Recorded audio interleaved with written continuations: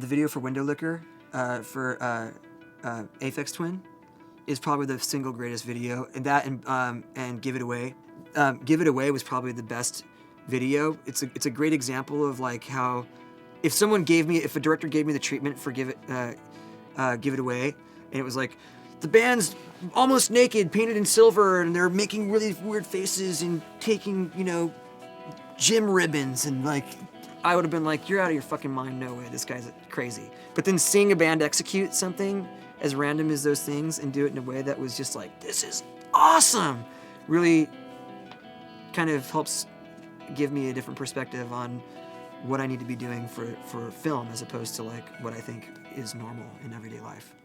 As a young person getting into music, you know, I was definitely Stone Temple Pilots was a huge influence on me. 9 Inch Nails.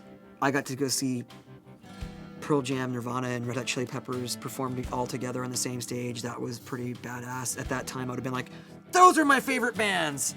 You know, but there's so many great artists out there, it's hard to like knock it down to just two. So I would have to just go with my gut, which would probably be the Beatles and Back to Depeche Mode. I think are the two bands that I think consistently have had the most influence on how I think the quality of music should be. You know, the creative process is just such an interesting thing, and it changes from day to day. So going into the studio, it could be one day, it could be, you know, Mike and Brad like banging spoons on that pillar and miking it to get like a weird sound, and then creating something percussive out of it. I mean, I've played everything from, you know, clapping, stomping my feet. We had a party in the studio once and recorded that. That's the beginning of Bleed It Out. Anything can happen in a day of the studio. And at the same time, we could have a room full of drums and plan a bongo session, and it just never happens because it just feels stupid to sit around and play bongos in a room, you know? So, you know, anything can happen in the studio. I don't care how creative you are.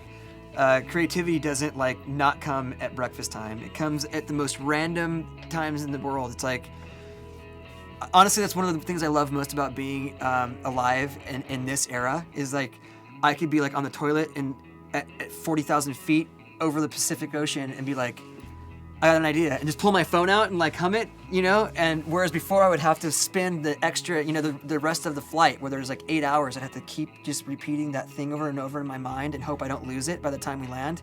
It's pretty funny, but as a kind of tradition, I like to, you know, remember what it was like to not have a record out and not be in a big band, and the excitement of hearing your songs on the radio for the first time.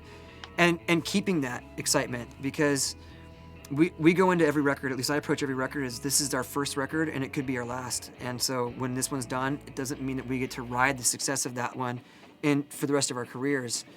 So I think that's one of the reasons why I also like making a lot of different styles of music and making different sounding records, is because it makes it feel like it's more fresh and it feels like it is a unique thing.